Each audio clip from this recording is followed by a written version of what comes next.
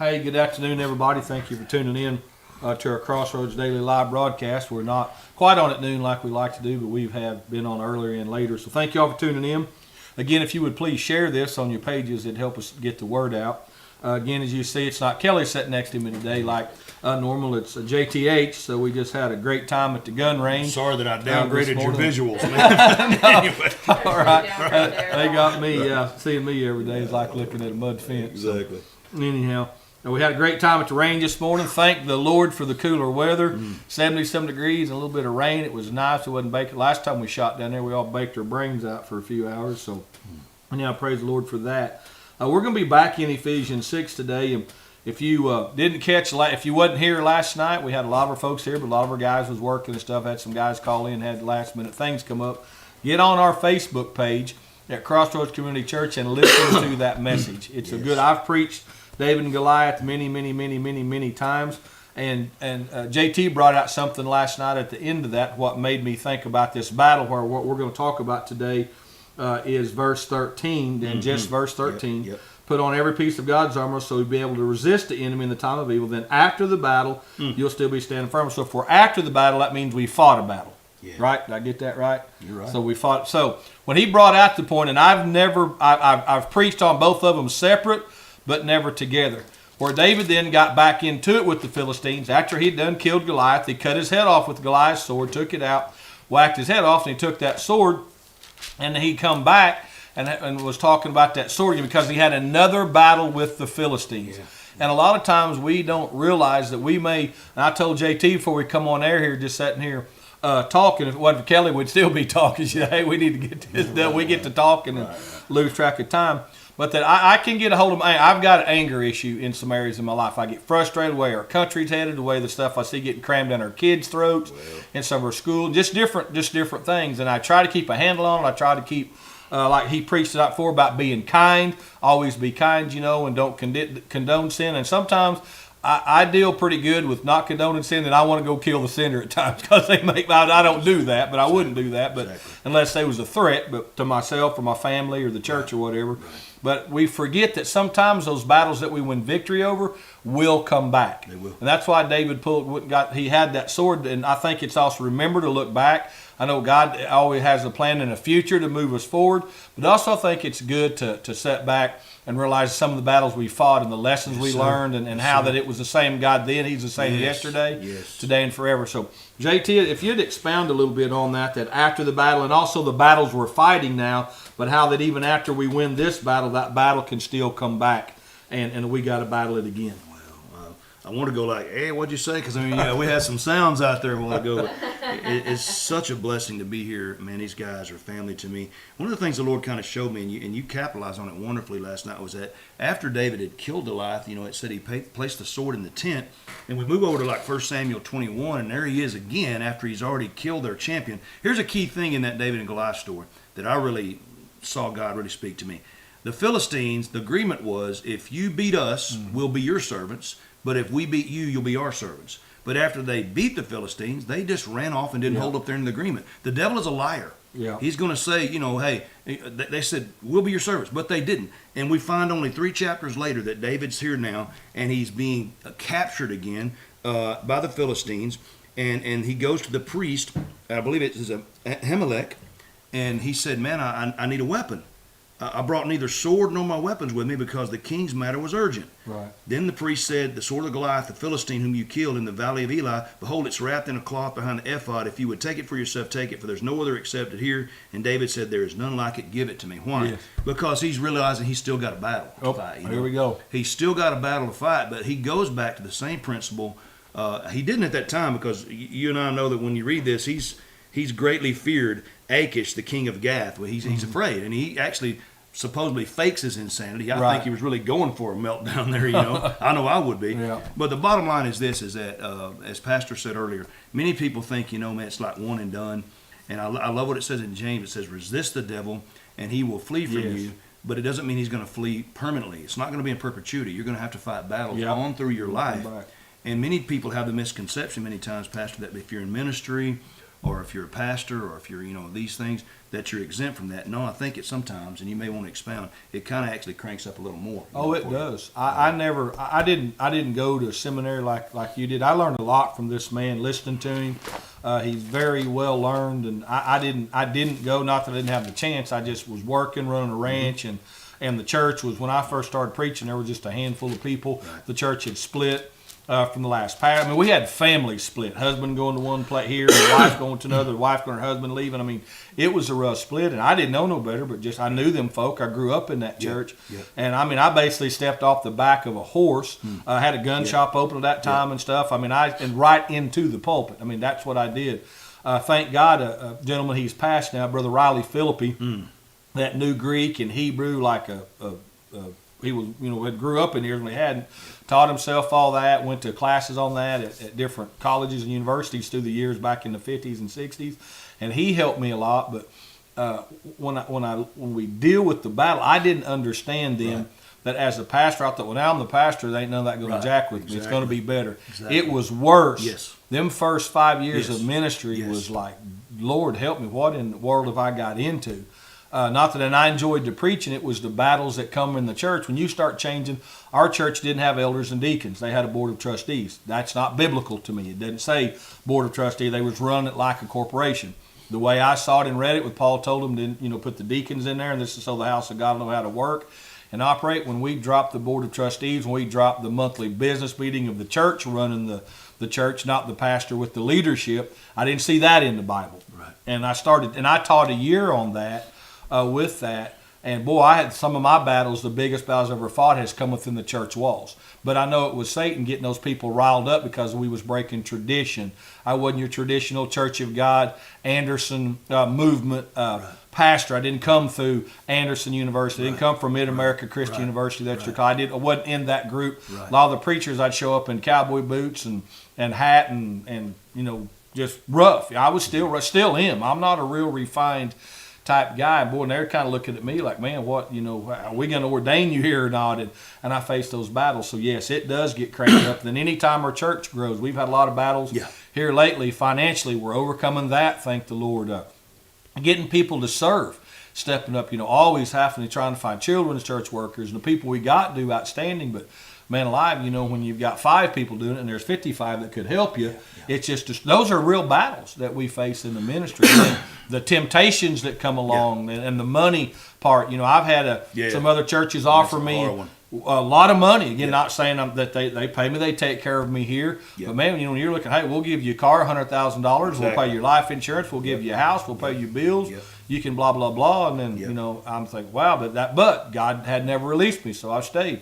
I called JT. I was a quarter of an inch from taking the church out at Canyon, the Cowboy Church. Went out there, preached. They come here, their people, man. We was just right there from saying, okay, I'll take it. Lori had a job out there. She was looking. I mean, I really said, I'm going to have to get off in the wilderness.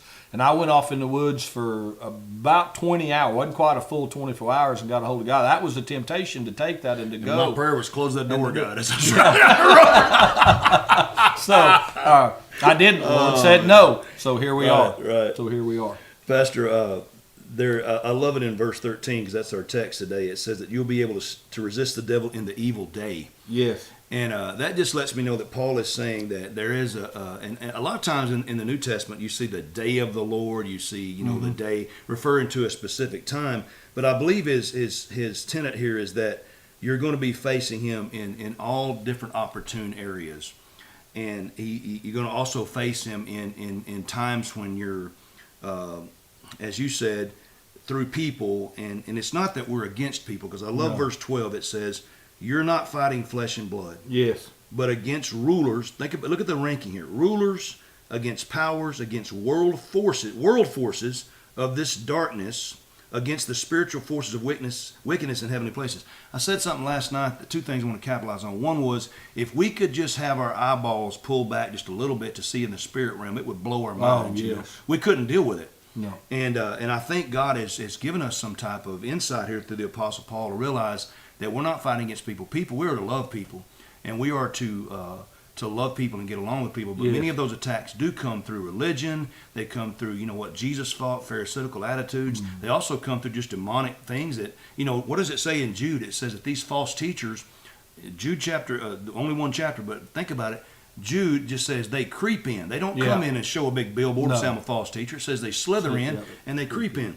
But one of the things that I talked about last night, and I can get away with it here because these guys allow me to just preach the way that God puts it on my heart. And I said, Christians have to come to a place like David where we have a killer instinct. We have to have a killer instinct to realize that we do fight against these forces and delineate, am I fighting against a person? No. Am I going to get mad at that person? Well, they may be irritating. They may be the one that's kind of like the puppet being done by the devil, but I have to realize my enemy is what David said last night. He realized that Goliath was his enemy. And that was one of the points. God is not going to deliver you from a friend, only an enemy. And we have to realize that Satan is the enemy and that we are able now to identify him and then wage war against him. Yes. My biggest thing, and I'm going to pass the baton to you, is that when we get to this standing thing, I don't know about you, Pastor, but I'm going to tell you, in my 26 years of ministry, I've been wearied. I've been wearied down by the battle. I've been battle weary, And at the point of wanting to just say, even this morning, I was kind of praying to the Lord as I've had, a few little things like, man, Christianity's fun. I love preaching. I love ministry. But sometimes I get tired of dealing with the rigors of people. I don't mean that people are bad, but I mean you're going to deal with stuff, the way people, I had somebody on my wife put a post up the other day about, one of the awards that I'm up for, and she said, if you don't mind, maybe consider, supporting JTH or whatever. And she does that. She promotes me pretty well. But my logo has got a cow skull across and 2 black powder pistols across like that. And one guy, it happens every time. Well, what is those pistols? Is Jesus packing heat, or what is he trying to say here? And it's just this religious stuff, And the first thing I do is I just get annoyed by it, but I realize it's not anybody coming against me. It's a battle in the spirit, man. I don't know if you've noticed this decal, and I don't have a tattoo, but I'm thinking about getting this tattooed on me. I'm debating it. I've got a cross. It's our Crossroads Community Church logo with 2 ARs on it. Brother, there's nothing wrong with that. And here's the deal. And my wife and I was talking about it. She said, what are you doing? And I said, Lori, it's bait. It's bait. Your pistols and stuff is drawn. If we're to reach the world, there's people in the world that don't like guns or against the Second Amendment, but a lot of people in your part of the world and the rough crowd that you go to, it's bait for them to look at, hey, here's a man of God that's not afraid to have a gun on his deal or a pistol or a skull or whatever it is. Bat, whatever it is, And that's what we don't understand. It's bait. No, Jesus didn't pack around a pistol, but he did talk about it. Them guys wearing swords, and some of them had protection. Buy. So I mean, there's, and again, when you want to get a religious because it don't fit their idea of what they think they should be or you should be as a Christian, but I use it as bait. The gun range. I've got a range at my house that I can shoot at. But here, there's a lot of men that I've counseled with down there shooting ammo. Used to, when I had the ranch, was managing the ranch, I'd load them up in the feed truck and we'd go shoot coyotes. As we'd feed cows, we'd make a little stand, call a little bit. And I could get more counseling done there than them sitting in that chair right there next to my desk and open up. And it's bait to get them and to see that I'm a dude too. I like do things. I'm not. Me too. I told them in our church, I said, this stuff about men getting inside of their feminine side. No. God didn't put no feminine side in you as a man. Bro, I'm not saying we can't be soft and kind and loving to our wives and people or kids and our other brothers, but He didn't make us feminine. Pastor, part of the battle that's going on, he says that you're fighting things against the world forces of this darkness. And we see in 2 Thess chapter 2 where it says the spirit of iniquity is already at work. Yeah. One of those things that's coming, I know we're getting off task here a little bit, one of those things that's happening is the culture and this world darkness and this world force is trying to demasculate men. Yeah. They're trying to now come to a place where we can do these things. And so I'm not for violence. You know me and I know you. We're not for any of that stuff. But getting back on point here, a lot of what we're dealing with that would make us mad or irritated or make us want to flare up is a spiritual battle. And we recognize that. And we realize that Paul says there again in 2 Corinthians once again, the weapons of our warfare are not carnal, but they're mighty in the spirit to the pulling down of strongholds. We just got through using some stuff out there that I guarantee you, I had a blast. I had a grin on my face from ear to ear for the whole hour and something. I mean, I was in la-la land, bro. Yeah. But I had to use this analogy on my brain again. We're not fighting something that those weapons are useful in. No. They're not going to do any good. Nope. What's going to do good is what we understand here. The armor, the placement of the armor, the belief in the armor, And then having that killer instinct to know that when I do wage war against Satan, I'm going in and I'm waging war with intensity, and I'm waging war with believing I'm going to win. Yeah, and you're going to kill him. And we saw that in David last night. Everybody, put your little sling down, your little rock bag, because you're just a little foolish kid. And his maxim was, who are you as an uncircumcised Philistine not to come against me, but you're coming against the God that I serve. Yes. And so David said, I'm not coming alone. I'm not coming into this thing unarmed. You may think I'm unarmed. You may think that I don't have anything on me. Y'all got swords and shields and all that stuff. But I've got something way bigger and something way more powerful that I have believed in. Here was the point that got me. He said, hey, when I was out tending sheep, a lion came upon me. And I grabbed it by the beard and slew it. A bear came upon me. And David began to say, my God has been faithful through all of these battles. So when we do get battle weary, we go back and say, you know what? Here's the thing that got me through every one of them. It wasn't my strength physically. It wasn't my strength emotionally. It wasn't my strength intellectually. It wasn't even my strength spiritually. It was the fact that God is faithful to get us through it. So that's what I see in this whole verse, is that we are in a battle. We could surmise it any way we want to, but if you're a Christian, if you're breathing air, pastor or not, you're in one. You're either going in one, you're in the middle of one, you're coming out of one. That's it, right there. And you know, when you said you've been battle weary, I have too. Kelly knows this. She's run a computer for us. She's been with me for longer than anybody. I mean, we've had different come and go, serve a year or two, and I'm hard to get along with at times. She's seen me at my best and worst here in the office, because it's just her, and through that, and been here and been faithful. My wife, you know, around it all the time, dealing. She's seen the ups and downs. Man, she's had ups and downs. Yes. In the ministry as well. She's our women's minister. She's done that.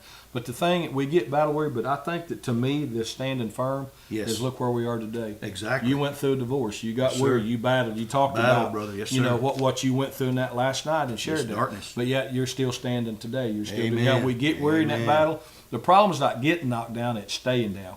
We stayed in the fight. Amen. We may get to battling some other things that we cause ourselves, because I look back on some of the battles I faced is I caused them myself, because I didn't do it God's way. I let my flesh lead me and not led by the Spirit of God. But God is faithful, like JT just said. He always brought me back in there and got me back in line when I wanted to jump, because I'm kind of like, I've had horses that I just couldn't get along with, whatever, we just didn't jive, or something a little bit wrong I didn't catch when I was trying them out or whatever.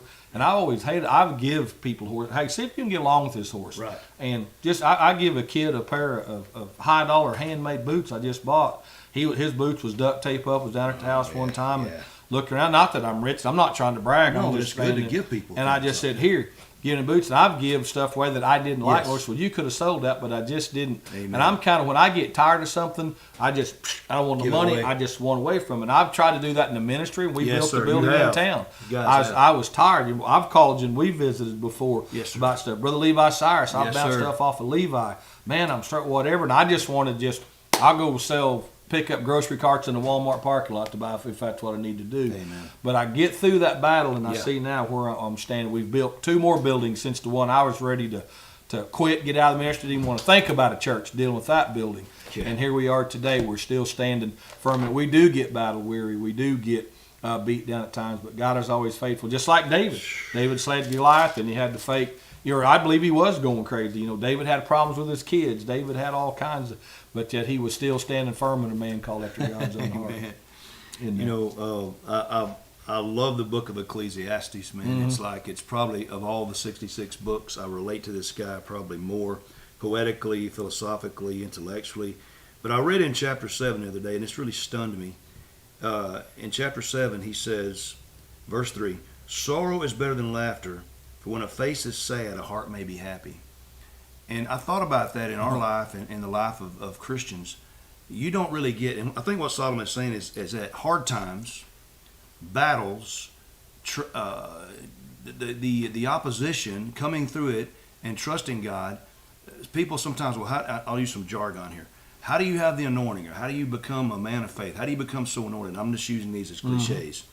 Much of it, if not all of it, is not because how much Bible you know or how much great of a prayer life. Right. I believe much of it, if not all of it, is how you endured through these things. Mm-hmm.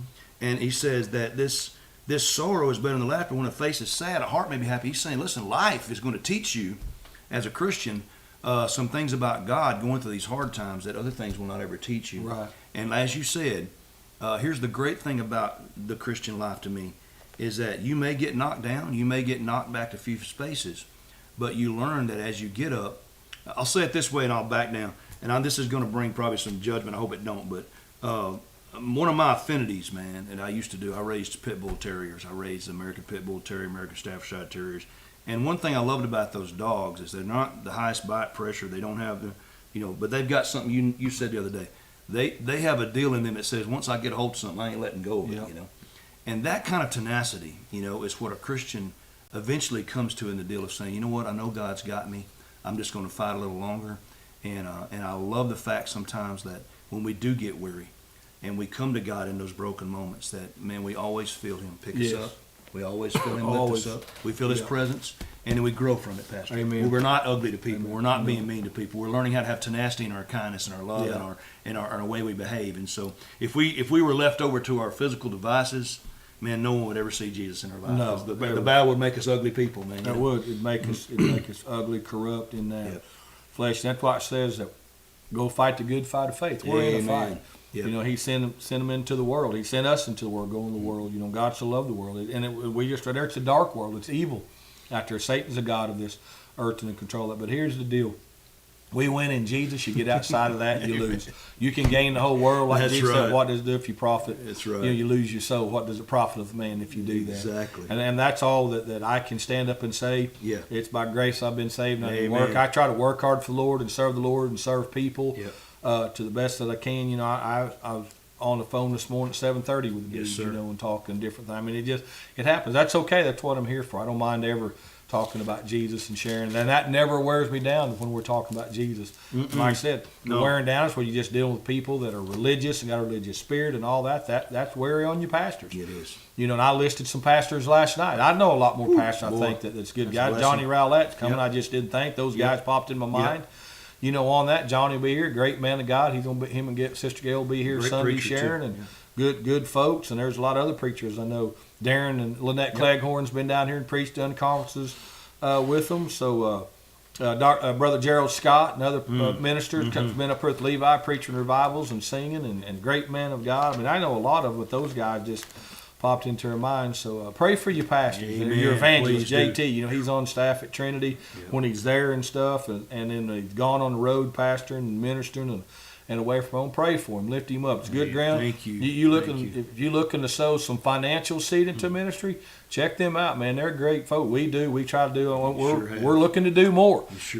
I'd love to, and we'll get there one day. I'm believing for it that we can just say, here, JT, we're going to buy him a new vehicle every year where he ain't spending that, run around and take care of that, because the last thing that our evangelists, especially like JTH and Rainey Harrod, the last thing that they should have to deal with is finances. The worker's worthy of his wages. And you talk about somebody that pours everything into what they do, they do. I know that. I'm not just saying that because he's here. I tell people that all the time. Now, do we have some differences on some things about it? Sure we do.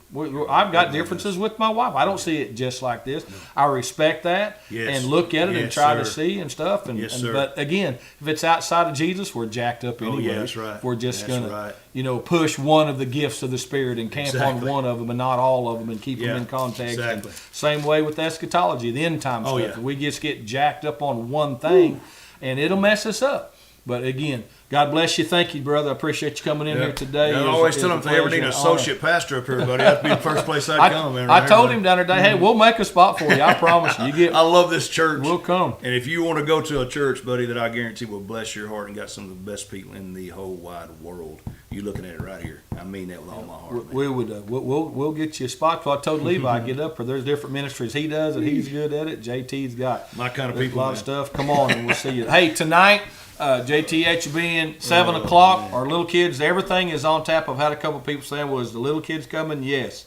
They're going to be here at 6 o'clock. Vans will be running. Nothing's changed there. They'll do their whole program. We'll come in at 7. Our junior high and senior high youth will be in here for about 30 minutes or so with us. When we get done, JT's going to kind of sing and talk to them a little bit through his music. When he gets done with that, we'll dismiss them so they can go eat, because we've got to get them back home for school now that school's back in session. Oh, yeah. so that we'll get them, and then when he gets finished with us, then the kids will be on the vans and out of here, and then we'll go over and the adults will eat. So we're eating tonight. Spaghetti's on the menu if you want to bring something, eat dessert, salads. You want to fry up some chicken, smoke some ribs. Right. That would be outstanding as well. We got that going on tonight. And then he will be back with us tomorrow night at 7 as well on Thursday. So I want to drop this out there for you guys. I'm going to make mention of it tonight. I know JT's got to get to Colorado back, but if you guys would like to go on Friday night and Saturday night and keep this going and just come in, share something, pray about that and let's see, because I really kind of feel that I don't really want to stop it on third because JT's going. Maybe I speak, maybe Mark I know he's already got prior to why we cut it Thursday on that, and that we need to get him back up there to do the PBR deal in another church. But pray about that. If you guys, maybe we just come and pray. Maybe we just come and sit and testify. And I don't know. I just kind of got it in my spirit that I'd like to go ahead and meet Friday, Friday night for sure again, and wrap up the week with that. So just pray about that. We'll talk about it a little bit tonight and Thursday night as well. So God bless y'all. Remember, it's faith over fear and Christ over crisis, and you can remain calm in the chaos. If you need us, holler at us. Church number is 918-399-5956. My personal cell phone number is 405-570-7616. Best way to get me is text me, because my phone don't get service good. A lot of places I traveling around here, so just holler at us. We'll get back with you. Pray for JTH as he prepares for tonight. Looking at our kids being here and adults as well. So come on out tonight, 7 o'clock, and we are eating tonight. So God bless you. Amen. Have a great, great Wednesday. Thank you.